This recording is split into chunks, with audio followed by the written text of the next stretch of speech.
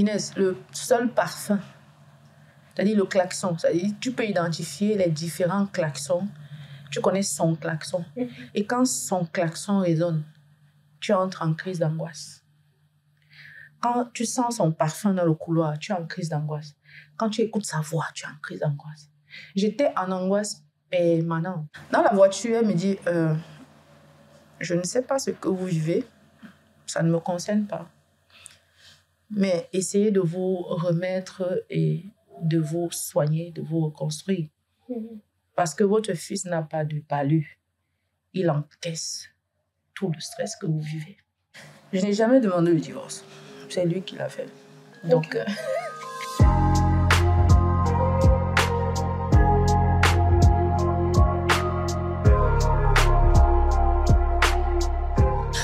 Bonjour et bienvenue dans la deuxième saison de The Realness Podcast, votre safe space pour les trentenaires et plus. Nous sommes super heureux de vous retrouver parmi nous. Cette fois-ci, on se dit rendez-vous chaque samedi pour un nouvel épisode. Des épisodes super passionnants avec des invités super attachants, mais aussi des histoires qui vont toujours vous toucher. Aujourd'hui, je suis heureuse d'ouvrir la deuxième saison avec une grande sœur, une personne que j'admire beaucoup, qui a voulu nous partager son histoire. Elle, c'est Joycey. On souhaite la bienvenue à Joycey. Bonjour Joycey. Merci de m'avoir invitée. Je suis contente que tu sois là. Tu es la première personne que j'ai invitée pour la deuxième saison. Quand j'ai pensé deuxième saison, ton visage est venu en premier. Sur le visage de la deuxième saison. Oui. D'accord. Et le premier épisode de la deuxième saison. La pression? Ah oui, qu'est-ce que ça te fait? Honoré, hein. Honoré. Et puis, comme tu sais, je n'ai loupé aucun des épisodes. Et je pense en avoir parlé, je regarde chaque épisode avec mes enfants.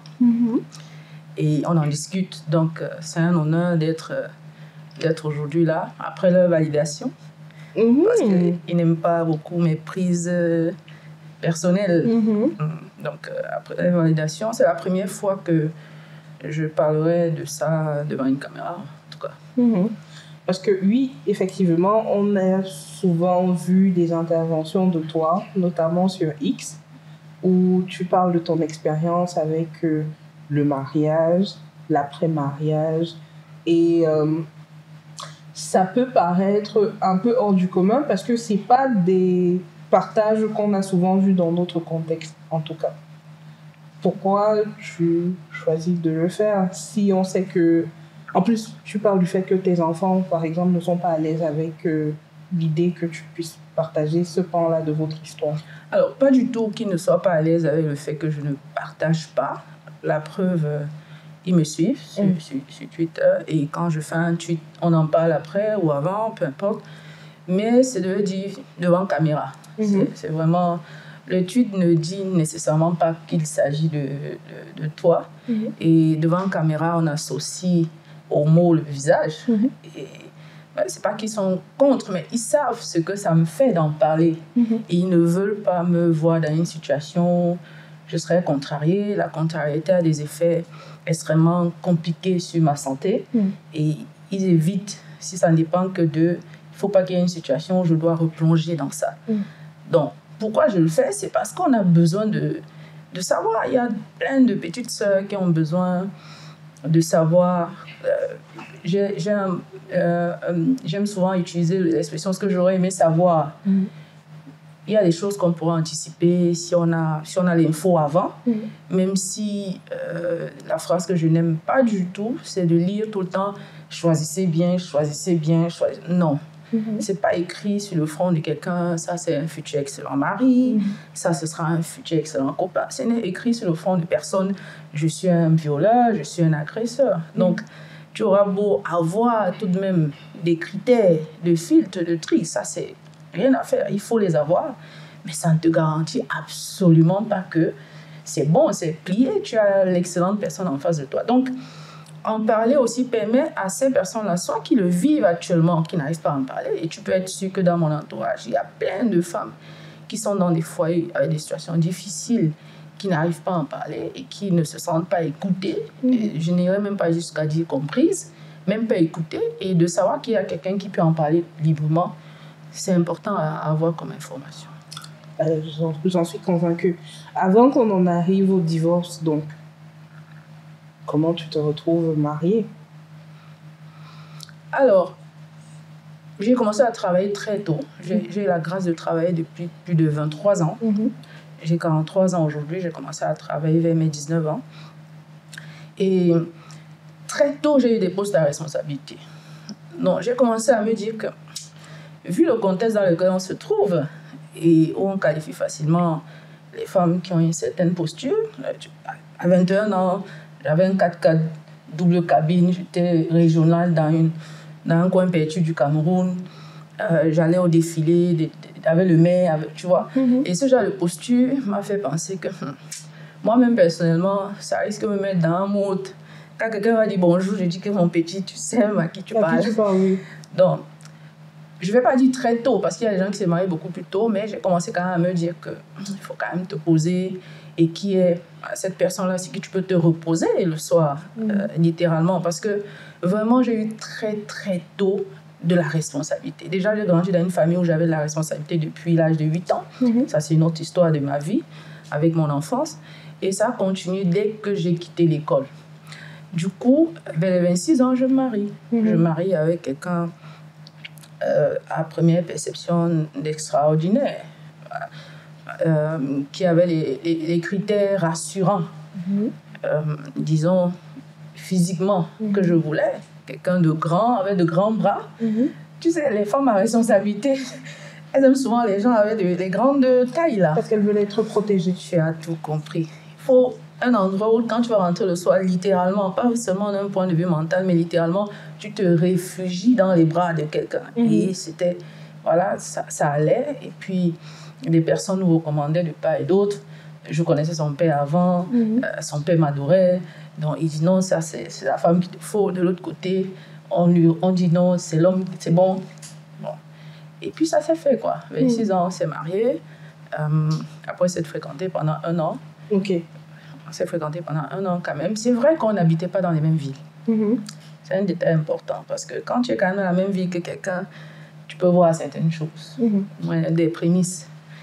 On n'était pas dans la même ville, il était à l'autre bout du pays, vraiment à l'autre extrémité du pays, au nord. Et moi, j'étais au littoral.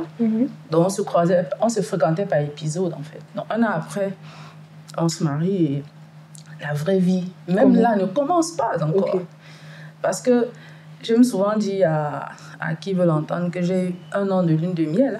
Donc, vraiment, c'était la première année, on n'habitait pas ensemble. Donc, chacun était chez lui. Et quand on se retrouvait, tu te doutes bien que ce n'est pas pour se prendre la tête. Donc, on était tout le temps bien. Puisque même si se passe quoi, tu dis que non, mais attends, je suis là pour 5 jours, je suis là pour 1 semaine. On ne va pas se prendre la tête pour si peu. Et puis, on était tout le temps en voyage. Moi, je voyageais tout le temps. Et lui, c'était un entrepreneur, donc il avait le temps de se mettre en déplacement quand moi, je bougeais. Donc, imagine, je suis tout le temps dans une ville, on est en vacances en permanence. Enfin, même si moi, je sors travailler, on est en balade tout le temps. Et c'était vraiment l'un des meilleurs épisodes de ma vie, quoi. 1 année de lune de miel. Et je connais très peu de personnes qui pourraient l'avoir. Mais après, quand il faut rentrer dans la même maison et vivre au quotidien certaines choses, c'est là où tu commences à dire wow. Wow. Mais avant d'en arriver au moment où vous vous installez dans la même maison, dans la même ville notamment, est-ce qu'il n'y avait pas déjà des voyants rouges? Tu sais, il y a toujours des voyants rouges. Mais quand c'est un inconvénient dans mon cas, quand tu sais être quelqu'un d'extrêmement intelligent, d'extrêmement futé, de professionnellement accompli, tu te dis que c'est pareil dans la vie privée. Ça n'a rien à voir. Ça n'a rien à voir. C'est 2 intelligences différentes. C'est 2 intelligences différentes. Donc, du coup, tu as cette prétention-là qui est légitime parce que, oui, tu fais tes preuves sur ce point-là. Mais quand tu vois un truc, et moi, c'est ma déformation, à l'époque, je voyais un truc dans la vie privée et je commence à imaginer les schémas professionnels pour corriger. Tu vois, comme s'il s'agissait d'une ressource ou d'un collaborateur. Mais ton conjoint n'est pas un collaborateur, meuf. Tu vas pas dire non, je vais te mettre sur plan d'accompagnement, il faudra renforcer avec 2-3 formations, je vais te prendre en coaching. Non, c'est un adulte qui est venu avec son bagage et qui est là à vouloir te rappeler à toute occasion que tu n'es pas ma mère et ne tente même pas ce que tu veux faire là. Sauf que toi, tu t'es dit que non, ça se réglera avec, comme je dis souvent, 2-3 formules Excel. Les règles là sont là, mais moi en tout cas, ma première agression, on n'était pas mariés. On n'était pas mariés. On a eu une discussion à cause d'un trousseau de clés. Et j'ai très vite vu que ça allait partir en vrille. J'ai eu le bras foulé. Et j'ai dit, c'était peut-être un lever de trop. Non, c'était aussi que peut-être... mais c'était ses compagnies. Quand on se rend ensemble, ils n'auront plus les mêmes compagnies. Ça va, D'accord. J'ai eu des collaborateurs pires que ça. Tu vois, non? Tu vois ma réflexion? J'ai eu des collaborateurs pires que ça. C'est pas un collaborateur, maman. Et puis tu rentres dedans, tu vois que non, ça ne sera pas nécessairement mieux. Bon, l'année de lune de miel, ça fait. C'est ça le cycle de la violence, en fait. C'est que il y a un truc, parce que mon divorce, c'est pour violence aggravée, avec une forte incapacité de 24 jours d'ITT sans pouvoir travailler, avec des effets secondaires jusqu'aujourd'hui sur mon physique. Mais le cycle de la violence, il y a un truc, après il y a une caresse, puis il y a un truc, et il y a une caresse. Bon, ça, c'est pour ceux qui ont différents événements. D'autres peuvent avoir un seul, et puis ce seul événement est... réussir à faire en sorte qu'il s'en aille. Donc, on en arrive au moment où vous vous installez ensemble. Qui rejoint l'autre? C'est quoi la configuration? Tout de suite, je ne me pose pas la question. Moi, je le rejoins. Je dis qu'il a son compte, il est bien installé. On a une maison où il vit. Moi, je peux démissionner, je peux rebondir. Enfin, il ne faut même pas qu'il y ait débat. Et puis, la loi dit que... La femme suit. On te le rappelle si bien à la mairie, que la femme suit Donc, l'année, en fait, de lune de miel, là, c'est le temps d'obtenir une affectation. Ou de me décider à démissionner, tout simplement. Parce que j'étais dans vraiment une des plus grosses boîtes de ce pays. C'était vraiment à réfléchir à 2 tours avant de dire j'arrête tout pour te rejoindre. Mais à un moment, mon équilibre passait par ça. C'était soit j'arrête tout, soit vous m'affectez. Et c'est même d'ailleurs le chantage que je mets sur la table. Je dis, bon, ça ne va plus. Soit vous m'affectez, soit j'arrête. Et puis, on me dit non, on t'affecte sans frais. Parce que dans ce genre de boîte, quand on t'affecte, il y a un sexy virement qui va avec. Je dis, bon, regardez vraiment, chacun ses priorités dans la vie. Moi, je vais être auprès de mon mari, point barre. Donc, on m'affecte sans frais. Je bazarde tout ce qu'il y a chez moi. Le lendemain, je suis dans le train couchette pour le retrouver au nord. Et avec la nouvelle affectation. Le jour d'après, je suis au bureau dans la région de là-bas. Donc, c'est ça. Comment ça se passe donc des mois qui suivent? Tu es dans un nouvel environnement. Là, tu as vraiment un foyer que tu bâtis. J'imagine que ton fils, il n'est pas encore il ne rentre pas encore dans the picture. Mais comment ça se passe, ton adaptation et ta nouvelle vie de femme mariée, en fait? Parce que jusque-là, tu dis, vous avez fini la phase de lune de miel. Là, tu es mariée, tu es avec ton mari, vous êtes dans votre foyer. Ça se passe plutôt bien. Vraiment, ça se passe plutôt bien au début. Les 8 mois, on a fait 8 mois séparés. Et puis, le reste des 4 mois pour faire 12, l'année de lune de miel, c'est vraiment la continuité de cette lune de miel. Donc, j'en profite pour découvrir la région du Grand Nord. Puis, je suis tout le temps en voyage, comme je te disais. Donc, on fait la plupart des voyages ensemble. Je me refais une personnalité parce que il faut savoir que ma vie publique n'a rien à voir avec ma vie privée. C'est pas que j'ai 2 personnalités, mais je veux dire la perception que les gens ont de ma vie publique et ma vie privée, c'est le jour et la nuit. Par exemple, des personnes qui ne nous connaissaient pas à l'extérieur pourraient dire que c'est moi qui tiens la maison parce que j'avais malheureusement un gros poste à responsabilité dans une petite ville où tout le monde se connaît, où tu vas au défilé avec le gouverneur. Et on peut rapidement penser que non, c'est elle le boss à la maison. Et j'ai une anecdote comme ça. Une fois, je vais en voyage et je reviens. Mon mari a viré le cuisinier. Et on vit le cuisinier, il part, mais il guette quand je vais rentrer. Donc, quand je reviens de voyage, il revient me dire que madame, monsieur m'a viré. Comme pour dire, ok, donc maintenant. Le vrai boss est venu, il faut qu'on décide. Je dis, mais tu es malade, toi. Ça ne va pas dans ta tête. Donc, mon mari t'a viré et tu reviens me poser. Tu as 5 minutes pour quitter devant mon portail, sinon j'appelle la police. Et c'est en fait ça notre quotidien. C'est qu'à l'extérieur, même lui est surpris. Parce que, et je me rappelle que son décédé père lui disait un jour, mais je ne comprends pas, cette femme, depuis qu'elle t'a épousée, elle fait tout pour être à la maison à 19h. Toi, tu fais tout pour sortir de la maison à 19h. C'est quoi cette vie? Alors que c'est elle qui travaillait la nuit, c'est elle qui fait ci, parce que j'étais dans une société brassicole. Et il y avait beaucoup de choses qui se faisaient la nuit. Donc, si j'avais l'obligation de sortir dans la nuit, peut-être pour une activation et tout, je l'amène. Je lui dis, c'est instinctif. Je ne me pose même pas la question de savoir est-ce que je vais venir débriefer sur ce que j'ai fait. Non, regarde, tu fais même quoi? Oui. Donc, tout le monde le connaissait parce que j'étais tout le temps avec lui le soir, si je dois sortir le soir. Par contre, il n'avait pas pris l'habitude peut-être d'avoir quelqu'un à ses côtés continuellement. Oui, c'était un peu difficile. Et sur la durée, tu ne peux plus faire semblant longtemps. Il y a des choses qui ne passent plus et tu veux ton autonomie, tu veux te comporter comme quand tu étais seule, pendant qu'il y a une femme à côté qui te dit, mais gars, I'm here. Il faut laisser les habitudes des célibataires là, tu n'es plus comme ça, tu vois. Bon. C'est vrai qu'aujourd'hui, avec le recul que j'ai sur la santé mentale et l'équilibre des gens, j'aurais probablement géré différemment, avec un peu moins peut-être d'attente par rapport à ça. Mais je pense que lui n'avait pas intégré qu'on est deux et que sa famille, c'est lui et moi désormais qu'il faut vivre comme ça en fait. Ok. Quand tu comprends donc maintenant que il y a tous ces facteurs-là qui rentrent en jeu dans votre ménage, quand est-ce que la violence en elle-même s'installe, notamment dans le foyer?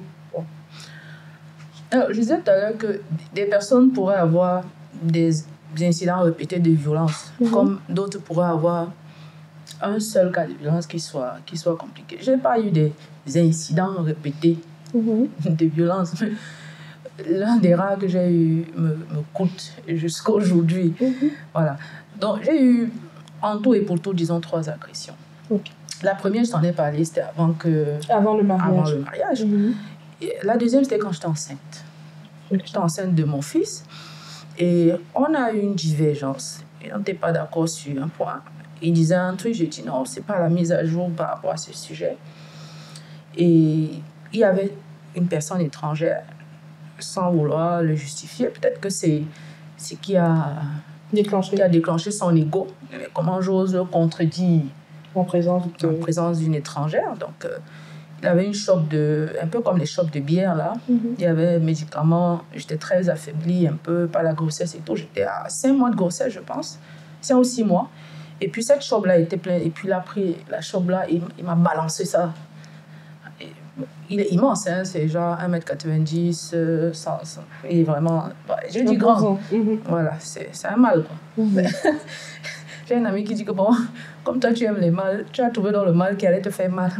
Il est un peu con là. Mais c'est un mal en fait.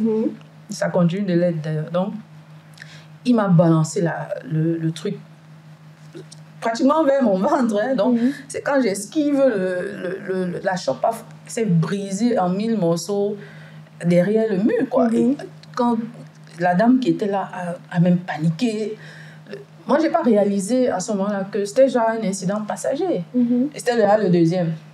Bon, je n'étais pas la violence verbale, les expressions, les mots que je tairais ici. Et la troisième, c'est après l'accouchement. Après l'accouchement, j'ai eu un accouchement incroyablement difficile. Une très belle grossesse, mais un accouchement affreux. J'ai fini en césarienne, sous oxygène. J'ai vu mon fils 2 jours plus tard. Parce que toi-même... Moi-même, j'étais en réa. Et lui, il était en néonat, en examen. Donc, mon fils naît le 25, moi, je le vois le 27 février. Le temps que chacun retrouve ses esprits. Et c'est pour te dire que j'étais encore en période post-opératoire quand j'ai cette agression fatale. 5 mois après la naissance de mon fils. Donc, je suis encore même dans les rendez-vous post-opératoires pour voir si je cicatrise et tout. Et je me rappelle qu'à l'époque, entre le travail, parce que j'avais repris, tu sais que tu as 4 mois, on n'a pas la grâce de la Côte d'Ivoire pour l'instant. Tu as 4 mois, 3 plus le mois de congé que j'avais rallongé, ça faisait 4. J'ai dû reprendre. Donc, j'ai commencé à avoir mal au dos, tout ça. Donc, du coup, le médecin me dit non. Reprends la natation, parce que c'est le sport que j'aime. Reprends la natation, ça va rééquilibrer un peu ton dos. Donc, je me rappelle de cette nuit comme pas possible, parce que je sortais de natation pour te dire que j'étais en arrêt maladie. Et c'est ce jour-là qu'il y a une autre agression de trop. Toujours, soit une divergence, soit ce jour en particulier, c'est sur un sujet précis où je souhaitais qu'il fasse des efforts pour revoir sa consommation d'alcool. D'accord. C'était ça le sujet. Et ça ne me passait pas. Ça ne me passait pas. Mais de notre mariage à autant que j'ai vécu avec lui, j'ai vu les conséquences sur lui, sur nous, sur sa santé, au point où il avait des attitudes qui laissaient à penser que ça aurait dégénéré, mais copieusement. Et je me suis dit que bon, peut-être le premier palier aurait été de réduire la consommation. Donc je commence à mettre les deadlines. Que non, enfin, je continue à fonctionner comme la manager. Comme la manager. Vraiment, non, je vais écrire, non, la lettre ne suffit plus, je vais les deadlines. Voilà. Il faut te faire aider, voyons tel pour nous aider sur le sujet. Il ne voulait pas. Donc, quand je vois que le deadline est arrivé et qu'il ne prend toujours pas de mesures, moi, je contacte la personne. Et là, ça l'a mis dans un état... Donc, moi, je t'ai dit que je ne veux pas... Je dis non. Et toi, Bon, puis tu rajoutes le sel et le poivre des membres de sa famille qui ont beaucoup agi en coulisses pour dire que... Mais c'est qui même?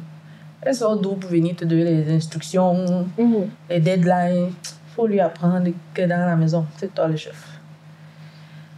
Donc, on va se passer les détails de cette nuit-là. On va juste dire que j'ai fini in extremis dans un petit coma et une paralysie de 4 jours.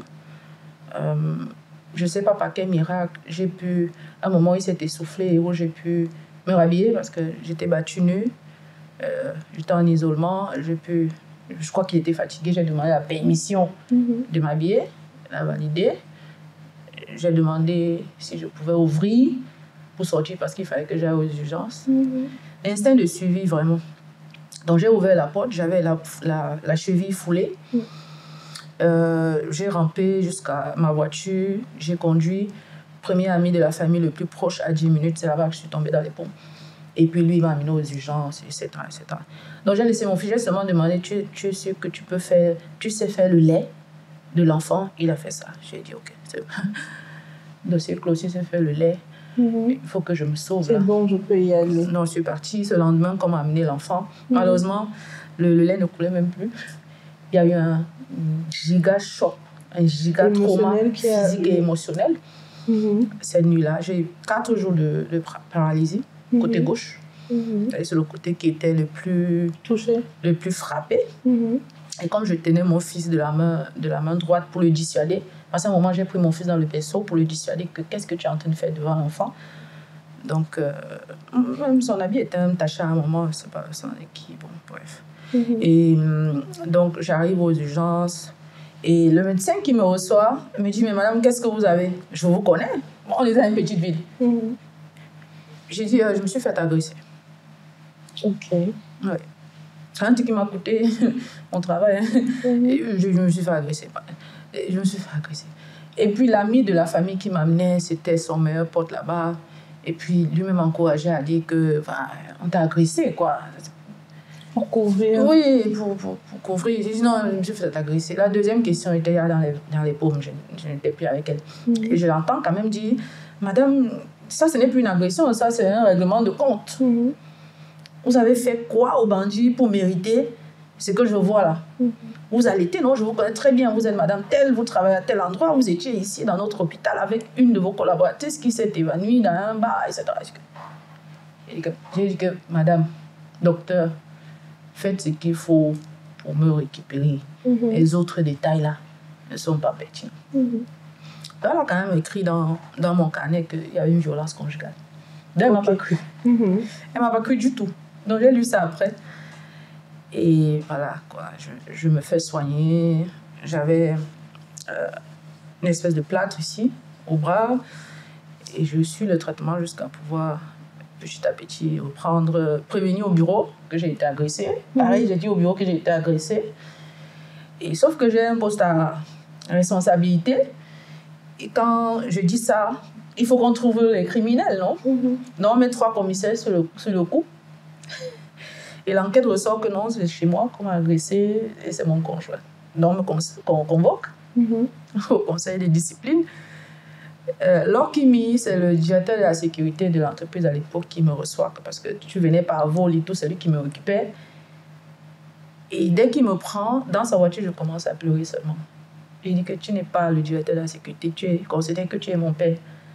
Tu crois que ta fille aurait instinctivement avoué que c'était le beau dont tu as pris la dot là. J'ai commencé seulement à pleurer. Et je n'ai jamais assisté à ce conseil. Il a été annulé. Mais j'ai eu des problèmes des problèmes d'intégrité. Oui, parce que j'ai dit quelque chose qui n'était pas vrai.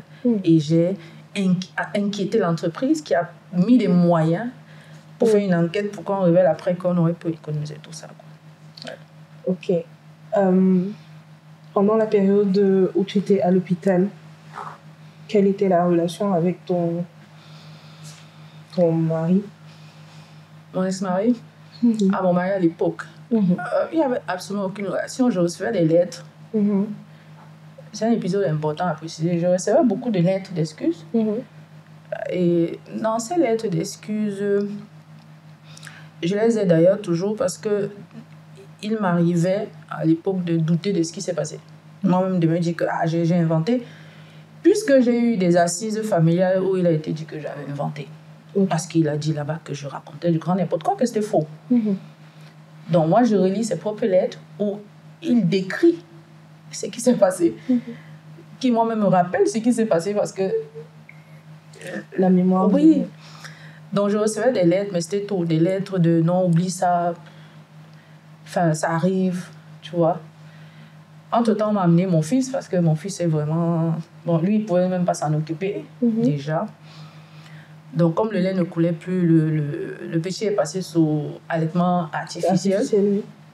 J'ai quitté la ville, le temps de me remettre un peu. J'avais aussi des examens à faire sur Douala, voir des gens pour mon bras et tout ça. Parce que j'avais les côtes froissées, le genou, la cheville gauche, le poignet, l'épaule et le coude. Donc, enfin, jusqu'à aujourd'hui.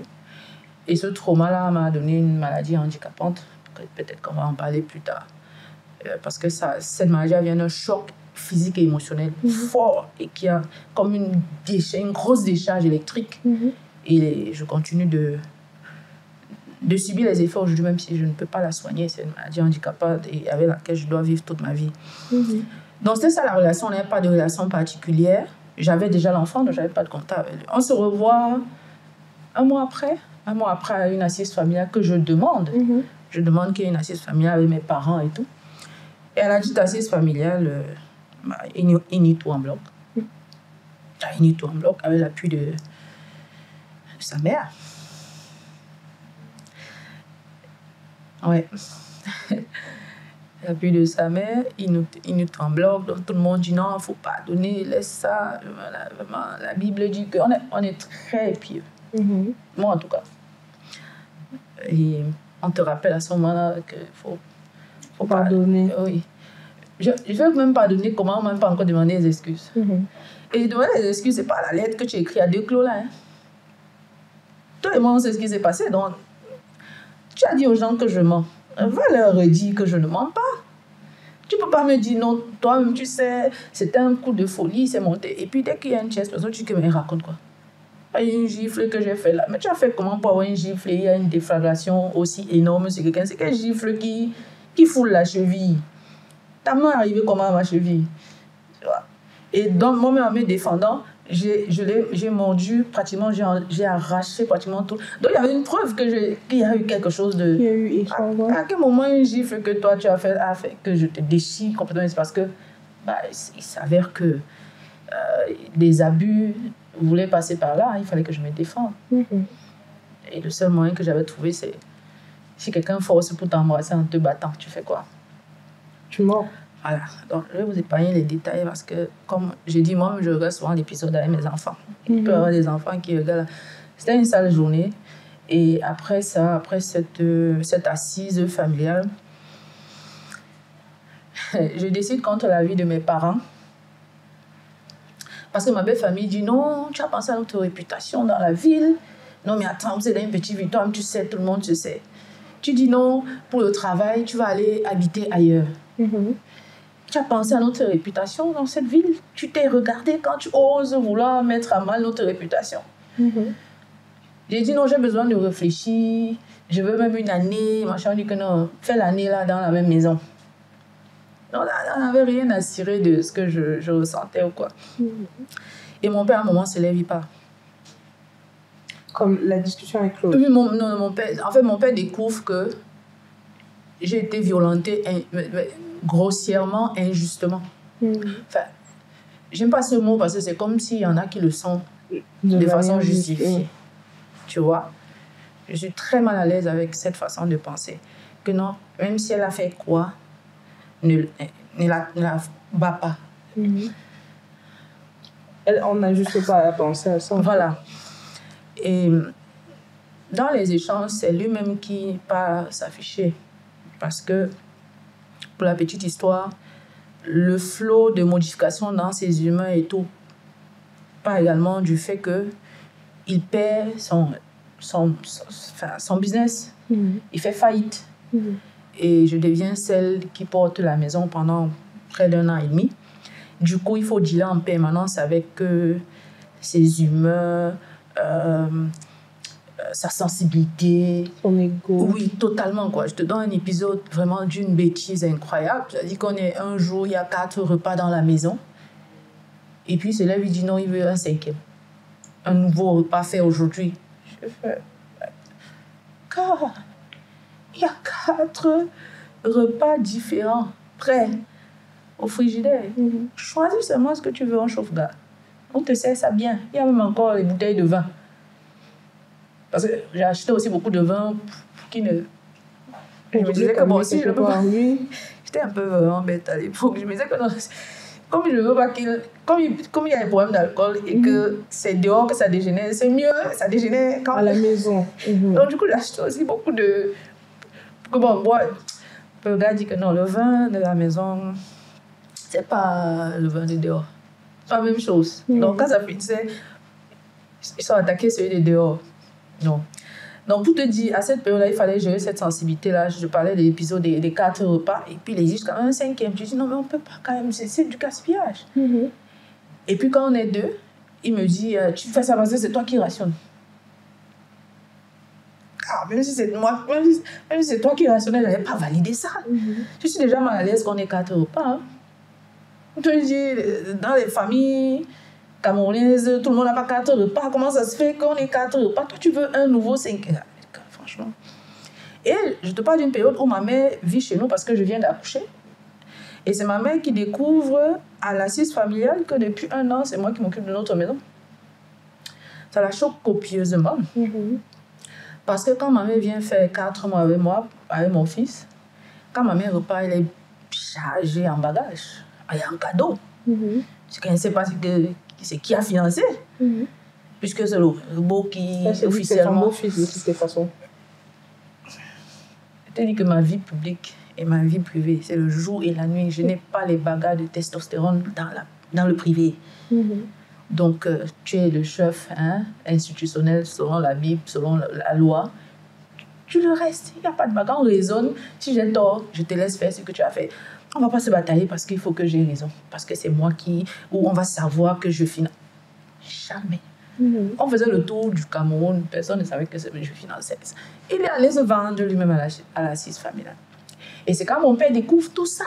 Donc, l'école qui est payée là, On ne me donne pas l'argent de ça, c'est à toi qu'on donne. Et tu viens fracasser le genou de ma fille.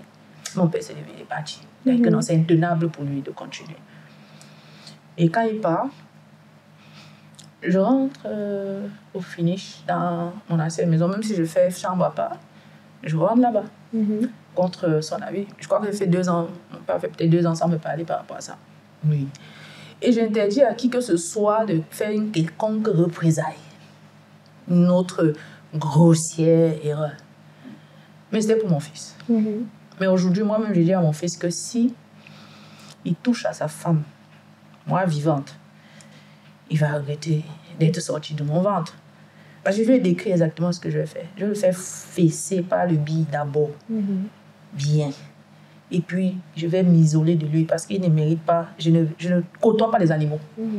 Donc, lui-même me regarde comme ça. Hé, maman, mais tu n'as pas fait ça. Ah, papa, c'est à moi que tu vas faire. Il dit que mon petit était jeune. Quelqu'un tente ça aujourd'hui à un de mes proches. Ça va très mal se passer. À cette époque-là, j'interdis qu'il y ait une quelconque représailles. Et je rentre chez moi. C'est après que c'est compliqué à tenir. Donc, tu repars dans ton foyer, mais vous faites chambre séparée. À quel moment tu prends la décision de demander le divorce? Je n'ai jamais demandé le divorce. C'est lui qui l'a fait. Donc, c'est un autre épisode compliqué. Donc, il faut savoir que je te disais tout à l'heure que je suis extrêmement pieuse et je crois fermement aux croyances religieuses que je pratique. Et le divorce fait partie des choses que la Bible condamne, sauf pour motif d'adultère. Et je n'avais pas de motif d'adultère. Même si on m'avait trompée, je n'aurais pas su. J'étais un peu trop concentrée sur mon travail, sur ma relation. Et je fais extrêmement confiance aux gens avec qui je suis. Donc, tu peux facilement me tromper, mais terriblement, mais je ne le saurais pas. Donc, il n'y avait pas de motif. Je n'avais pas de motif d'adultère. Donc, je ne peux pas divorcer. Je crois fermement ça. Je reste sur la séparation. Donc là, je ne l'ai pas encore posé. Je retourne chez moi, mais je me rends compte que le trauma est incroyablement lourd à vivre. Il faut savoir que quand tu es une victime de violence à cette échelle-là, parce que pour rappel, tu disais que j'ai eu 24 jours d'ITT. Déjà à 21 jours, si tu frappes quelqu'un et que la personne a... L'ITT, c'est l'incapacité à travailler. Si la personne a un certificat médical qui dit que pendant 21 jours, elle ne peut pas travailler, tu passes par la prison. Donc, tu quittes de la prison pour venir aux audiences. On ne te laisse pas en liberté. Sauf que moi, je n'ai pas voulu qu'on l'arrête.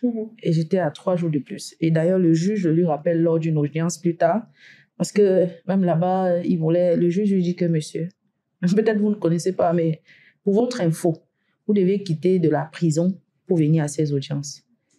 Parce que vous avez dépassé de 3 jours le seuil. Donc, je pense que si elle ne l'a pas fait, c'est parce que vous partagez encore un enfant en commun et qu'elle tient à la réputation qu'elle veut transmettre à cet enfant. Donc, vous me la fermez. C'est le juge qui dit ça. Qui lui dit. Donc, je donne cet épisode pour te dire à quel point le trauma était énorme. Les blessures commençaient à guérir, mais le trauma physique était bel et bien là. Il est là jusqu'aujourd'hui, puisque je suis fibromyalgique par rapport à cette agression. Je devais dealer avec. Sauf que au-delà de ce trauma, il y a comment vit une victime à côté de son bourreau. De son bourreau. Inès, le seul parfum, c'est-à-dire le klaxon, c'est-à-dire tu peux identifier les différents klaxons. Tu connais son klaxon. Et quand son klaxon résonne, tu entres en crise d'angoisse. Quand tu sens son parfum dans le couloir, tu es en crise d'angoisse. Quand tu écoutes sa voix, tu es en crise d'angoisse. J'étais en angoisse permanente. Ce qui n'est pas déjà bien en temps normal, à plus forte raison si déjà ton corps est endolori. J'allaitais un enfant. J'étais à mon 6e mois, 1 mois de soins intensifs. L'agression a eu lieu, mon fils avait 5 mois, 1 mois de soins intensifs. Donc, ça fait 6 mois. J'étais dans le 7e, 8e mois de mon fils. Je me rappelle, je quitte la maison quand mon fils a 8 mois. Donc, dans ce 7e mois, imagine, je suis dans la chambre d'amis, mais je suis obligée de faire dormir ma ménagère à la porte de ma chambre. Pour éviter toute confrontation. Parce que je suis convaincue qu'il va revenir. Puisqu'il est incessant. il fait des relances parallèles ou directes. Laisse tomber ses conneries, ça arrive à tout le monde. Tu connais maman telle, on l'a battue jusqu'à son oreille, même elle est déjà fermée. Est-ce que tu la vois séparée de son mari? Il faut laisser les trucs que le diable vous met dans la tête, là. Laisse ça. Si on rentre dans la même chambre, tout ça va passer. Alors que sa seule voix me mettait en crise d'angoisse permanente. Et n'oublie pas que j'avais un boulot prenant. J'avais mon fils et je devais gérer. Donc, les trois ensemble étaient un cocktail Molotov extrêmement dangereux. Et je pourrissais à vue d'œil. Je mourais petit à petit. Quelques semaines après, mon fils fait, à l'époque, on croit qu'il fait un palu. Et la pédiatre vient à la maison. Une dame que je ne connais ni d'Adam ni d'Ève. On me l'a recommandé, je l'appelle, je dis, mon fils fait la fièvre et tout. Elle vient, elle fait tous les examens et tout, elle parle. Elle me dit, madame, vous pouvez me raccompagner? Je dis oui. On part. Je dis, je la connais ni d'Adam ni d'Ève. Dans la voiture, elle me dit, je ne sais pas ce que vous vivez, ça ne me concerne pas. Mais essayez de vous remettre et de vous soigner, de vous reconstruire. Parce que votre fils n'a pas de palu. Il encaisse tout le stress que vous vivez. Quand la femme là m'a dit ça, ma tête a bugué. Il faisait 40 de fièvre, sans palu. Donc, mon fils voyait que je meurs à petit feu. Donc, on a une relation vraiment... Je t'ai dit j'ai eu un accouchement des plus... On en rit encore aujourd'hui. On se rappelle ça tout le temps. Il dit que maman, n'oublie pas que toi et moi, c'est une histoire. Donc, lui faisait la fièvre de quelque chose que moi, j'avais physiquement. À ce moment-là, j'ai senti qu'il fallait que je décide de le vivre parce que là, je mourrais. C'est là où je quitte la maison. OK. Sauf que quand tu quittes la maison dans ce timing-là, on peut facilement parler d'abandon de foyer. Et ça joue en ta défaveur. Donc, je demande une affectation professionnelle. Une nouvelle fois, on me rappelle, mais toi, tu crois que tu es actionnaire ici. Oh, je veux voir mon mari. Tu es parti. Mais non, c'est comment? C'est pas le mari qui a demandé. C'est pas, mettez-moi à côté de lui. Maintenant, c'est notre faute. Donc, j'appelle mon plus haut directeur à cette époque-là, en pleurs. Je lui dis, si vous ne m'affectez pas, vous aurez ma mort sur votre conscience. J'étais dans mon véhicule. Et il me dit, il a compris. Donc, on m'affecte sans frais dans la région la plus proche, l'Est. Ça me permet de quitter la maison sans être en train de faire un abandon de foyer, affectation. Dans le jour où je m'en allais, j'ai dit, bon, je ne dis pas avant, je prépare mon départ. C'est-à-dire que la maison où je vais aller, je la paye, je meuble, je fais tout, on fait tout là-bas. Et je me lève ce matin avec mon fils, j'ai dit, tiens, on m'a affecté. Avec une personne présente. Pour que si ça part en vrille, que tu sois protégé. Je dis que bon, voilà mon courrier, on m'a affecté, je suis en train de partir. Le même jour, il démarre ma voiture, je suis partie. Donc tu lui as pas laissé le temps de réagir? Pardon. Pour qu'on casse le côté droit maintenant, là. Le côté gauche, j'étais à mon... Non. J'ai dit, quand j'arrive, je t'enverrai l'adresse pour voir ton enfant. Aucun stress avec ça. Ça a toujours fait partie de mes valeurs. Je ne joue pas avec le bien-être de mon enfant. Et j'ai supporté tellement de choses dans ma vie par rapport au bien-être de cet enfant. Je dis donc, dès que j'arrive, je t'envoie la localisation pour venir voir ton enfant. Donc, c'est ça qui me fait partir. À quel moment, donc, la demande de divorce? Très bien. Avant de quitter, j'en parlais à quelqu'un comme ça. J'essayais de me confier. La personne me dit, non, on va aller au service social. Les personnes habilitées à écouter ce genre de choses sur le service social. Donc, la personne m'a mis au service social. Quand j'explique à la dame du service social, il y avait un monsieur et une dame, tout le monde se met à pleurer. C'est là où je réalise que j'ai même eu un truc compliqué.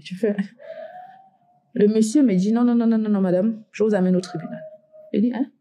Donc, c'est pas moi qui porte mes pieds pour aller au tribunal de la ville. C'est le monsieur du service social qui appelle un avocat au tribunal. Il dit, on vous retrouve. Et qui, là-bas, on dépose donc une demande de séparation de corps. C'est ce que moi je fais. Je demande la séparation de corps. Voilà. Qui n'aboutit même pas, en fait, parce que le juge trouve qu'il n'y a pas de fondement à ma requête. On est dans sa ville. On est au pays. Hein. Je vais nous épargner les détails inutiles. Donc, on dit que non, ça n'a pas de sens. Et on est dans une ville extrêmement traditionnaliste où la femme adore surtout... Les points. Et que on te rappelle que ta voisine, tu connais où tu habites, ta voisine là, elle fait 30 ans là-bas. Elle habite chez elle. Toi, vous les sudistes, parce que tous ceux qui habitent de l'autre côté du nord sont les sudistes, vous les sudistes, vous prenez trop la tête. Va faire la paix avec ton mari, ça va finir. Alors que moi, j'étais là, je mourais à petit feu. Donc, après avoir posé ça, et même le truc n'est pas concluant, je pars quand même avec l'affectation. Donc, quand j'arrive dans la ville, je lui envoie le contact, l'endroit où on est, et voilà, qu'il est libre de venir voir son fils quand il veut. Et comme le truc échoue là-bas, je dépose plutôt à Douala, en grande instance. Toujours la séparation. Ok. Je reste sur mes valeurs, sur mes convictions. La séparation, je veux un papier qui me couvre avec une injonction d'éloignement. Ok. Donc, c'est à Douala que j'obtiens la séparation et l'injonction d'éloignement. Ok. Et la garde, bien évidemment. Donc, lui, il fait une reconduction en divorce après un certain temps. Quand la décision de séparation sort, je ne sais pas dans quel timing, je ne suis pas informée qu'il le fait. Il fait une reconduction en divorce. J'ai déjà introduit le truc, donc ça suit seulement le flow. C'est moi qui ai introduit, qui paye tous les frais des départs et tout et tout. Donc, lui vient par derrière, fait une reconduction en divorce pour la suite. Il n'a pas que ça à faire de sa vie, ce que je comprends tout à fait. Et il veut passer à autre chose. Et la reconduction en divorce se tient et je ne suis pas au courant. La décision sort, je ne suis pas au courant. Donc, je suis à mon bureau, j'ai démissionné, je suis dans une autre entreprise, une autre grosse boîte. Et je suis au bureau et puis un huissier m'appelle. Madame Telle, vous êtes à votre bureau, je souhaite vous rencontrer. Okay, vous êtes huissier de justice.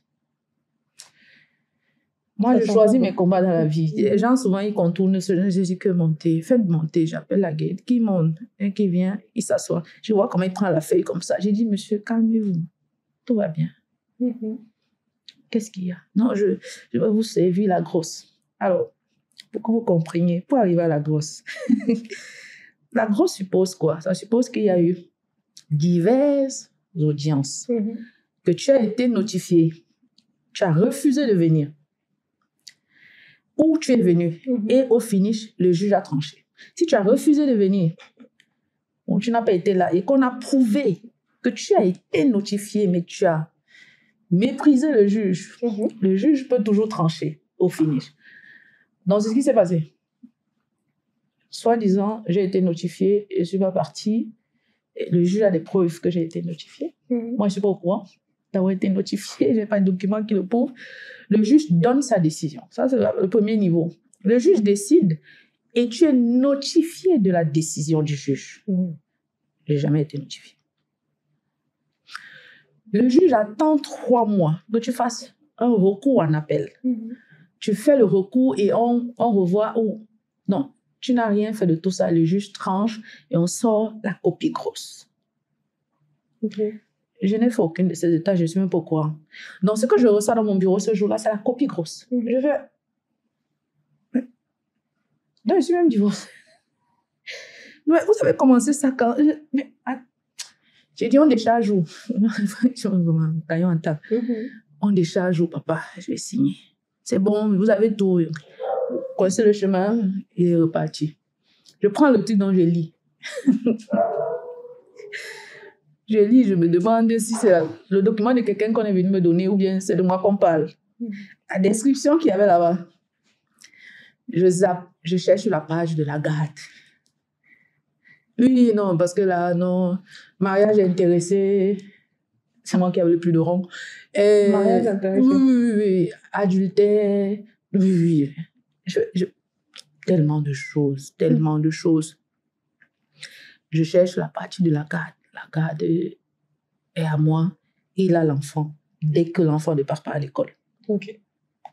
Ça veut dire que vendredi, dès qu'il n'y a pas de classe en tout cas, là cette année par exemple, il a classe samedi. Donc dès qu'il rentre de l'école, il est à partir. Quand l'enfant n'est pas à l'école, il est avec lui. Les vacances, il a l'enfant 1 mois sur 3. Et les congés, systématiquement, il a l'enfant. Peu importe le congé, on ne veut rien savoir. De Noël, de Pâques, il a l'enfant. La partie là pouvait me tuer. Donc, je prends le document, je vais voir un tonton, au retour, un ami. Je dis, mais prends, lis, je sais pas. Il est dépassé. Il dit, moi j'ai une seule question. Est-ce que ce qui est listé là, je te connais, je pose la question par formalité. Ce qui est listé là, tu te sens concerné? Je dis non. Quelle est la priorité? J'ai dit l'enfant. Il dit, tu penses que tu as la force pour attaquer ça ou on avance? J'ai dit, j'ai pas d'énergie. J'ai déjà ma maladie que je dois gérer. J'ai l'enfant que je dois éduquer. J'ai le travail. J'ai pas l'énergie, j'ai pas le temps. Il dit, OK, tu vas devoir prendre sur toi désormais et on avance. Pour le bien de l'enfant. Et c'est comme ça que j'avance. Et que tu avances depuis combien d'années? Mon fils a 15 ans. On est parti quand il avait 8 mois. OK. Depuis 14 ans. Oui. 14 ans en tant que femme divorcée.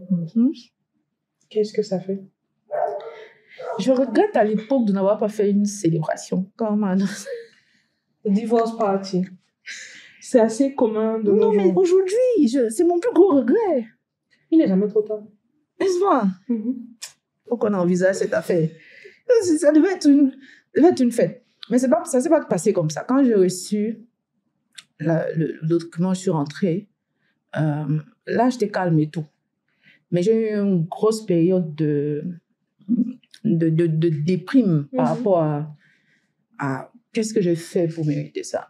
Qu'est-ce que j'ai mal fait. Donc, tu percevais ça comme un échec? Oui, totalement. Okay. À cette époque, totalement. Totalement. Déjà, il faut savoir que je ne voulais pas me marier, je ne voulais pas d'enfant. À la base? Oui, pas du tout. Je ne voulais pas d'enfant. Donc, je me dis, pourquoi je fais autant de sacrifices et c'est ça la monnaie en retour? C'est mon mari qui veut l'enfant. Dès le départ, j'essaye même de ne pas tomber enceinte. J'essaie de ne pas tomber enceinte. Je dis, gars, on n'est pas pressé, on a le temps. Les red flags, là, c'était un angle de ma tête. J'ai dit que non, il faut que j'observe encore un peu. Essayer d'en faire l'enfant avec quelqu'un comme ça. Il faut que je canalise 2-3 trucs. Mais bon, le jour où j'annonce que je suis enceinte, je suis dans une dépression incroyable. Le jour où je sais que je suis enceinte. Lui, c'est le summum de la joie. Donc, je dis, mais autant de sacrifices, et c'est ça la monnaie. J'aurais dû rester sur mes idées de départ. Donc, je prends ça comme un échec personnel, au-delà du fait que je suis quelqu'un qui réussit professionnellement. Mais ça, c'est une claque incroyable. C'est sur la durée que j'ai dit, autant mieux ne pas avoir à vivre ce que je vivais quand je sentais son parfum, lui passer un couloir et tout. Autant mieux avancer. Et c'est comme ça que je décide d'avancer. Ton entourage, la société, comment est-ce que ça s'est passé une fois que c'est su, parce que ça finit toujours par se savoir autour de soi, une fois que c'est su par les autres? Tu as des paliers de personnes, en fait. Tu as ta famille, ton sang, une partie, hein. C'est une partie de ma famille qui disait que toi, tu te prends pour qui même. C'est non, on t'a dit pour nous. Genre, ce n'est que pour ça que tu as décidé de divorcer. Voici pour nous, nous on dort avec. C'est le toit qui couvre les têtes. Et tu as des personnes instinctivement comme ma mère qui diront fais ce qui est mieux pour toi, choisis-toi, quoi. Et comment est-ce possible? Non, choisis-toi, tu as ces personnes-là. Maintenant, dans tes amis, tu as 2 groupes. Tu as les gens qui sont mariés. Et les mariés en particulier sont en panique générale. Ceci, elle peut donner les idées à ma femme. de partir aussi. Tu vois. Et qui sont dans ce stress-là. Et tu as ceux qui font comme si ils sont vraiment auprès de toi. Mais c'est pour mieux t'amadouer, pour te dire, bon, ok, maintenant que c'est passé, tu ne vois pas que... qui font abstraction de ce que tu as vécu et qui te disent que tu ne penses pas que maintenant tu pourrais te mettre avec, qui ne comprennent pas le prisme de la violence et ce que ça peut avoir comme effet sur quelqu'un. Et tu dis non, il y a des gens même après tel nombre d'années, même après le divorce, j'ai des amis moi dès que tu as cette approche, je commence à te blacklister parce que j'ai horreur des personnes qui n'intègrent pas ce que moi je ressens. Donc, si comment on me dit 2-3 fois que, même maintenant, c'est passé, hein, ça fait date, on peut. je te blacklist. Ça veut dire que non seulement tu n'as pas de connaissances sur le sujet, mais en plus, tu n'as pas pris le temps de comprendre comment j'ai vécu la chose et l'effet que ça a sur moi aujourd'hui. Pas d'intelligence émotionnelle, en fait. Pas du tout. Ce qui est pire, au-delà de ne pas avoir l'intelligence émotionnelle, c'est de faire fi. Si tu me connais vraiment, tu sauras que je continue de vivre mon divorce d'un point de vue santé. Parce que je suis fibromyalgique, c'est une maladie handicapante qui n'a pas de traitement et qui me donne des douleurs diffuses en permanence, H24. Quand je ris, quand je pleure, quand je suis à la fête, quand je suis en joie, j'ai mal. Là, je te parle, j'ai mal. Et quand je dis j'ai mal, c'est pas « Ah, j'ai brûlé mon petit pied ». C'est de l'électricité dans tout mon corps. C'est comme des décharges électriques dans tout mon corps. Et si je parle de sujets contrariants, d'où le fait que mes enfants ne sont pas très d'accord avec le podcast, le pic. Il y a un pic. Donc là, je suis pic. Tu vois, tu ne peux pas t'arrêter de vivre parce que, tu vois, il y a des choses qui doivent être faites. Tu ne peux pas dire que non, parce que non, je serai sur pic. J'ai l'habitude, I'm used to, ça fait 15 ans. Et j'ai dit souvent à mon médecin qu'on n'est pas au paradis, mais tu ne peux pas me dire que non. Et vu les contrariétés, je vis où? Je vis avec des humains contrariants. Moi-même, j'énerve les gens qui, en retour, vont péter. En plus, ou dans le continent. Tu me demandes de vivre au paradis, mon frère. On est sur la terre et chaque fois, il y a la contrariété. Donc, je dois seulement trouver des mécanismes d'adaptation pour faire avec. Par exemple, quand je vais quitter d'ici, je vais me couper de tout. Je vais me recharger dans le noir. Par exemple, bouche-oreille, je vais boucher mes oreilles. Je vais me recharger dans le noir. L'obscurité va me recharger. Rester dans mon coin tranquille. Peut-être mettre la musique lo-fi ou fond cheminée. Enfin, je trouve des mécanismes, ou aller nager, ou rester dans l'eau, parce que l'eau peut essayer d'atténuer ma douleur. Tu vois, il faut que tu avances. Il faut que tu avances. Et tu as ces gens-là autour de toi qui veulent te proposer un retour, un remariage. Non, mais tu dois seulement te séparer d'eux. Donc, tu as ces diverses catégories de personnes. J'ai des personnes qui, juste aujourd'hui, mordicus, vraiment, c'est les premières personnes, c'est moi qui arrête. Ma meilleure amie, par exemple, qui est gabonaise, elle et moi, on a un problème à vie, quoi. C'est qu'elle me dit que là, je lance même un cancer à la personne. Là, je lance même un cancer, moi, subit là, on ne comprend pas d'où c'est sorti. Tu sais que nous, on est très fort, une carrette, moi, tes bêtises. Quand tu vas faire ça, rappelle-toi que ton fils que tu adores autant là, il va se retrouver sans papa. Et il adore son père. J'ai veillé à ce que ce soit comme ça. Je dis bien, j'ai veillé. Je tiens à préciser ça parce que j'ai toujours pris des dispositions pour que son père le voie. Pour qu'il ne... J'aurais pu partir du pays. Tout le monde a voulu que je parte du pays. Toute ma famille en Europe. Tout le monde a voulu que je parte du pays. J'ai dit que, les amis, le billet d'avion est cher pour qu'il voie son père. On n'avait pas géré sa santé mentale. Moi, je vais devoir gérer. J'ai d'autres choses à faire. Donc, quel que soit l'endroit où je me trouvais, première urgence, c'est indiquer la géolocalisation pour qu'il vienne le chercher. Et ça aussi fait qu'on a peut-être pensé que peut-être j'étais faible ou machin. Non. C'était pour le bien. C'était pas mon ordre de priorité. Mon ordre de priorité, c'est l'équilibre émotionnel de mon fils. J'aurais déjà du mal à m'en occuper seule. Pas financièrement, pas physiquement, ça... Vraiment, ça ne souffre de rien. Dieu merci, il a toujours assuré nos arrières. Mais il a besoin de son père. Je ne peux pas être son père. Tu veux même pas? Je ne veux même pas. J'ai trop de chantier. Donc, il faut que la partie la guiche au moins. Même si je sais que quand il se voit, c'est quoi? C'est la fête. Il se voit le vendredi, c'est monter, descendre. Mon pauvre fils maintenant est arrivé au niveau où il s'est fait, mais tellement, Dieu m'a gratifié d'une... C'est un privilège inouï que cet enfant soit aussi smart, aussi brillant, aussi éveillé. Il s'est fait la part des choses. Et il a compris la démarche où j'allais, que vous pouvez rire tout un week-end, ça ne veut pas dire que tu adoptes son attitude. C'est-à-dire que c'est lui qui va venir te dire, mais il fait tel truc, mais ça n'a pas de sens, ça ne se fait pas. Oui, mais là, il n'a pas contredit là-bas. Hein. Ils n'ont pas eu des échanges. Il a dit, non, moi, je ne veux pas. Il fait la part des choses. Et ça part du fait qu'il a vu que je fais la part des choses. Et que je suis restée sur l'ordre de priorité qui était lui. pour pouvoir avancer. Aujourd'hui, quels sont vos... Est-ce que les rapports sont existants entre vous, ne serait-ce que par rapport à votre fils? Toujours. Ça ne bouge pas. Ok. Seulement par rapport à mon fils. Ok. Là, je l'ai bloqué, là, parce que...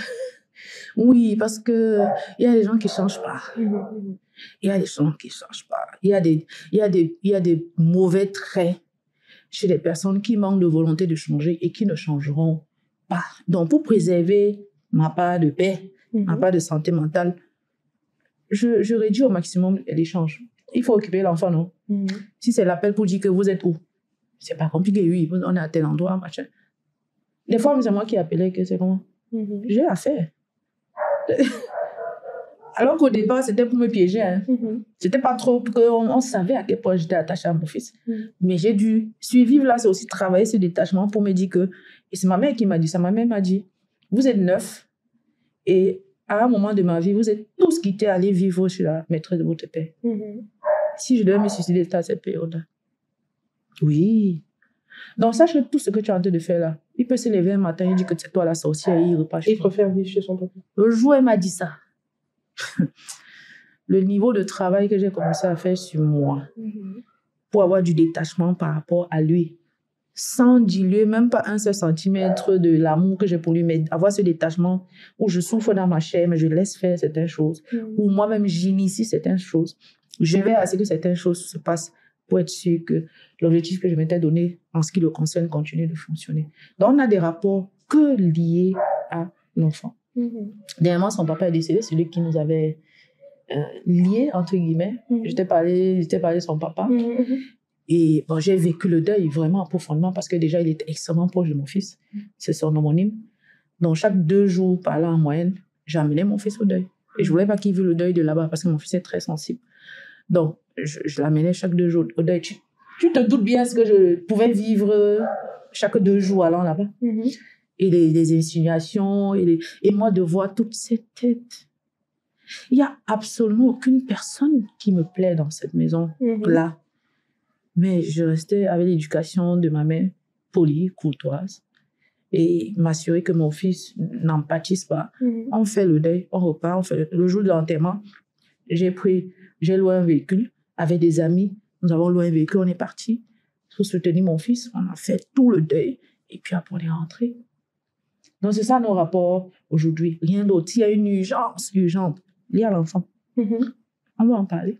Quand on sait que ton focus, c'est le bien-être de ton fils, malgré l'historique que tu as avec ton ex-mari et tout, comment tu fais pour réapprendre à vivre, réapprendre à être une femme, t'assumer en tant que femme dans la société qu'on connaît, notre société, notre contexte?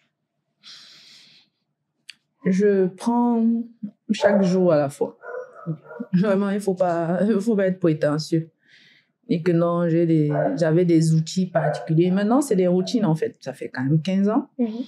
Mais au départ, je prenais chaque jour à la fois. J'essayais de survivre à chaque journée. Tu sais, il y a 3 choses clés contre lesquelles tu vas batailler quand tu as un échec pareil.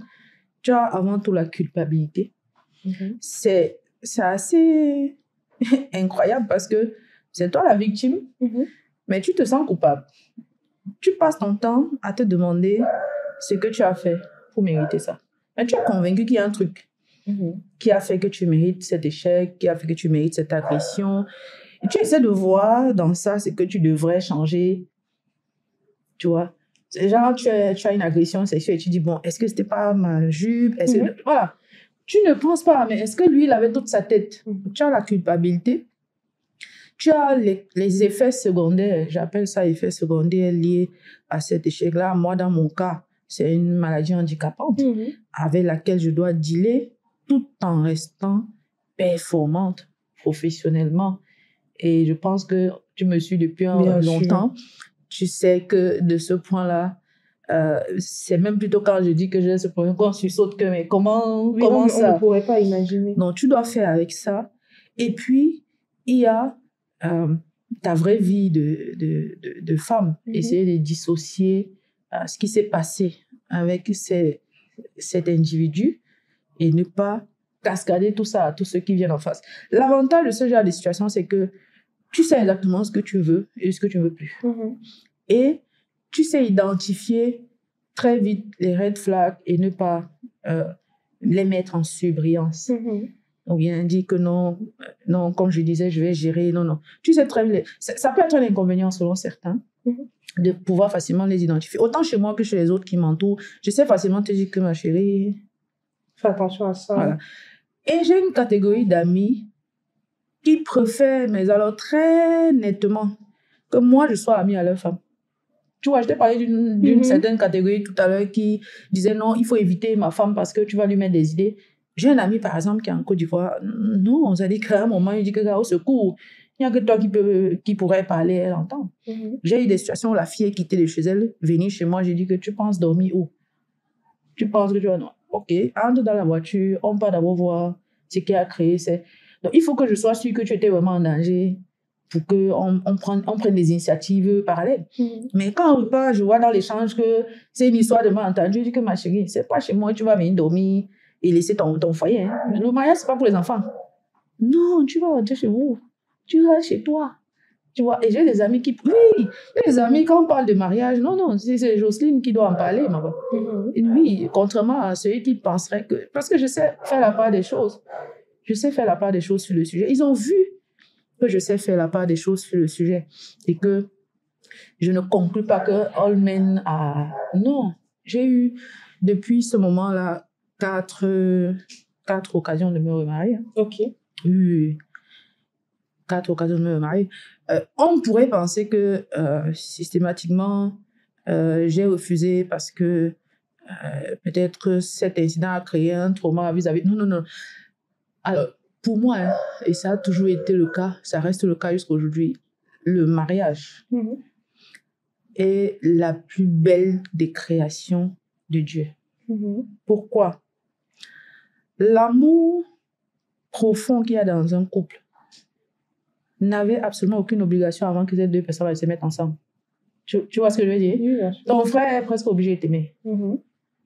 La seule personne qui t'aime sans qu'on ne lui tienne la corde au cou là, ton conjoint.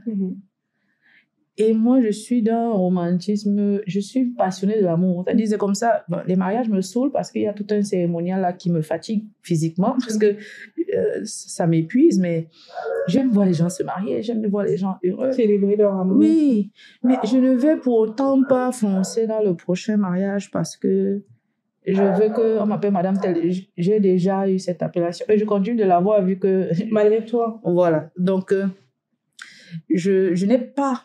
Ces propositions n'ont pas abouti parce qu'il y en a que j'ai vu cette fois-ci et j'ai accepté l'information selon laquelle il serait violent.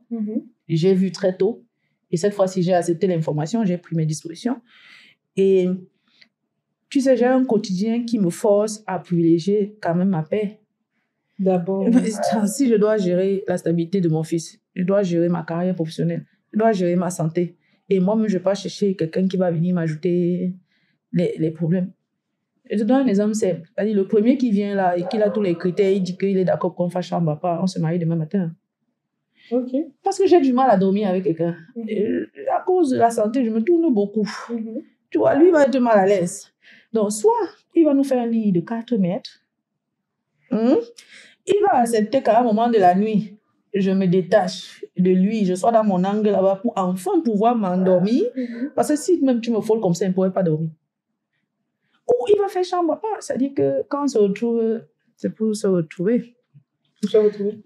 Et quand on se sépare après les retrouvailles, chacun a une nuit de sommeil paisible. Moi, c'est capital. Si je ne dors pas, mon sommeil n'est pas réparateur. Et si mon sommeil n'est pas réparateur, mes douleurs sont fois 1000. Tu vois? Donc, si chaque fois ça n'a pas fonctionné, c'est parce que ces paramètres-là n'étaient pas sur la table. Le plus récent, c'est que je ne pouvais pas faire d'enfant. J'étais très, très chaude pour le mariage. Mais je ne veux plus faire d'enfant. Tu ne veux plus enfant? Oui. Et lui, il en voulait.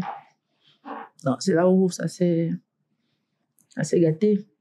Donc, tu vois que je suis sur le marché. Je suis juste plus exigeante parce que Malheureusement, pour ceux qui pourraient dire malheureusement, je suis tellement bien dans mon quotidien seul. J'ai un équilibre parfait avec mes enfants. J'ai beaucoup de mal à laisser rentrer quelqu'un qui va perturber cet écosystème. Si tu viens, il faut que tu nous apportes. Et qu'en retour, nous, on t'apporte. Mais si tu vas être une source de contrariété et tu sais ce que la contrariété crée à mon corps, ça ne va pas passer. Mais à part ça, je vis ma vie normale. Nous, on a nos kiffs, on sort, on brunch, on voyage, on fait la fête à la maison. Il y a d'autres priorités dans la vie, il y a d'autres façons d'être heureux. On n'est pas seulement heureux quand on a quelqu'un dans son lit. Qu'est-ce qui te rend heureuse, donc? La première chose, c'est vraiment d'avoir cette communion spirituelle avec mes enfants. Vraiment qu'on puisse échanger sur ce en quoi nous croyons tous et qu'on raisonne dessus, qu'ils ne soient pas dans le dogmatisme, qu'ils fassent la part des choses entre ce qu'on leur enseigne et quelle est la plus-value dans leur quotidien.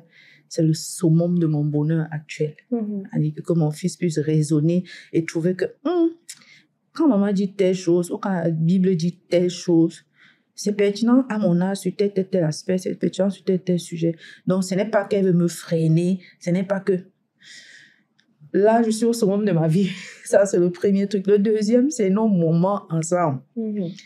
Nos brunchs, nos soirées solitude. On a des soirées solitude. Donc, chacun dans son angle. On peut être dans la même pièce. Personne n'est pas à l'autre. Chacun occupé à mener sa vie. Moi, je suis toujours soit devant un podcast. J'écoute des podcasts en permanence ou les reportages, les documentaires sur Netflix. Soit mon fils vient, pourquoi on va ensemble, on débatte. Soit il est dans son angle, en train peut-être de voir le match avec ses écouteurs. On est trois dans la même pièce. Parce qu'il y a mon fils, il y a ma fille adoptive. Parce que quand je parle des enfants, les gens se sautent beaucoup. J'ai ma fille adoptive qui a 32 ans cette année et mon fils qui a 15 ans. Donc, elle peut être en train de dessiner ou elle est styliste. Elle fait du stylisme et la plastique. Donc, nos moments-là, personne n'est pas la personne, mais le niveau de recharge qu'on a, c'est juste incroyable. Donc, voilà les deux choses là qui me rendent heureuse. Passer le moment avec mes amis et me recharger après. Parce que chaque socialisation me coûte cher. Tu as besoin de recharger tes batteries sociales. Voilà. Là, pour venir vous voir, il fallait que je paraisse forte. Je le suis, mais ça a une facture. Après, il va falloir que je le recharge. Donc, je peux enchaîner un autre rendez-vous, par exemple, après celui-ci. Tu vois. Et tu vois, le domaine dans lequel je suis très souvent en train de coacher des managers, d'accompagner des personnes avec un certain standing. Imagine, j'enchaîne comme ça peut-être sur 5 jours à accompagner un groupe de leaders. Et il faut que la semaine d'après, je sois enfermée même toute la semaine, faisant le pas entre mon lit et les toilettes dans le noir pour recharger. Donc voilà les petits mécanismes qui équilibrent ma vie aujourd'hui et qui me permettent d'être... Je suis très, très heureuse actuellement. Un peu trop. Je pense que même le fait que je sois un peu trop heureuse peut aussi chasser d'autres personnes. Ma mère le dit tout le temps. Elle dit que... il va venir être quoi, la fleur dans ma maison. Tu veux que l'homme vienne être la fleur dans ta maison. C'est une façon de dire que, mes gars, tu es épanoui seul. Moi, il ne me suffit pas, pardon, moi, il ne me suffit pas. Mais c'est juste que... moi, il ne me suffit pas. Je suis disponible. Il y a juste des choses avec lesquelles I don't deal with. There is a certain level of shit that I cannot manage these days. Pour ma paix, pour la paix de mes enfants. Mais si ça n'arrive pas, maman. Et c'est pas bien grave. Non, c'est pas grave du tout. Le quotidien est agrémenté à sa façon. Mon travail me passionne. Mes enfants me passionnent. Les moments que je passe avec mes proches me passionnent. Mes voyages me passionnent. I'm okay. Dernier point. Quel conseil tu donnerais à des femmes qui traversent un divorce aujourd'hui? C'est un peu prétentieux de venir en mode conseil. Je vais juste vous dire ce que moi, j'aurais aimé savoir. Parce que si j'avais suivi un podcast dessus, j'aurais géré différemment. La première chose, c'est que faut bien réfléchir quand vous voulez changer de nom. Le premier truc. Parce que pour récupérer le nom, là, si vous voulez le récupérer après le divorce, il a fait les compliqués au Cameroun. La paperasse, l'administration, les procédures pour récupérer votre nom de jeune fille. Si vous avez une certaine carrière ou un patrimoine et que ça peut avoir un impact sur le fait que vous avez pris le nom de mari, puis il faut reprendre le nom, peut-être sur vos biens, il faut réfléchir à deux tours. Vraiment, ayez la conversation avec votre mari. Est-ce que c'est capital pour toi que je prenne ton nom? Je peux prendre ton nom officiellement, mais est-ce qu'il faut que je change ma paperasse? Tu vois, moi, j'ai changé ma CNI, mon passeport, et après, tu te retrouves à devoir faire ça pour sécuriser les biens que tu as, pour récupérer ton nom de jeune fille, parce que sinon, dès que tu tombes, un gars a récupéré tes 2000 mètres carrés quelque part dans le Cameroun, alors que vous n'êtes plus ensemble, tu vois. Et tu ne peux plus voyager. J'avais des problèmes, par exemple, pour le voyage, parce qu'il fallait autorisation de ton conjoint. Ah, Seigneur.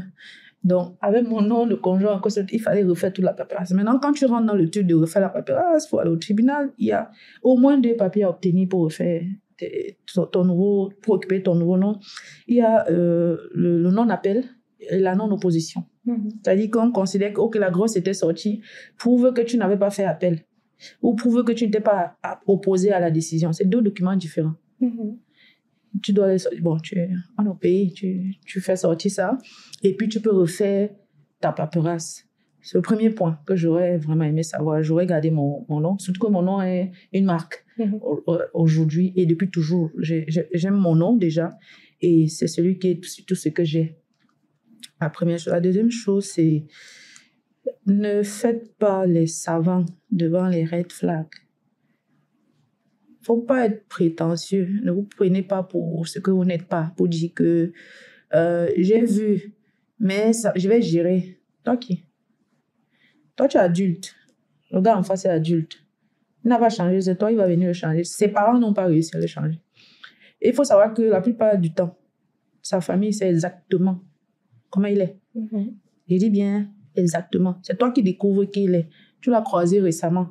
Personne dans sa famille ne découvre qui il est. Au contraire, quand tu es venu, on a dit, oh, celle-ci au moins va nous aider, va prendre le relais, va même arranger notre dossier ici là. Ça va être plus bankable.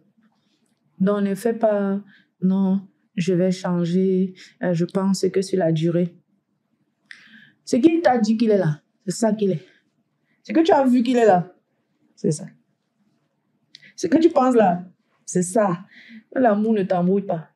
Si tu décides en connaissance de cause, sachant ça, fine. Mais si tu pars en disant non, sur la durée, je pense que non. La vie va t'enseigner. C'est vraiment le deuxième conseil clé. Et le dernier, il faut s'accrocher à ce à quoi on croit. C'est la seule chose qui va te permettre de rester en vie.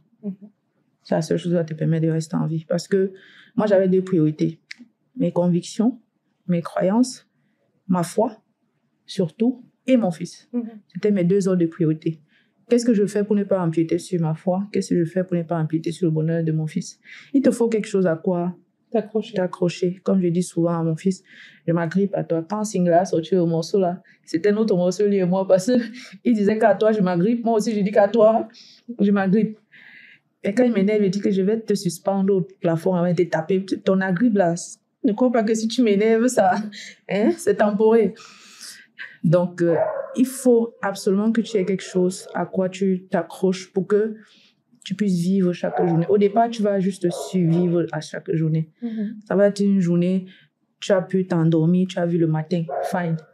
N'essaye pas de prévoir le mois prochain.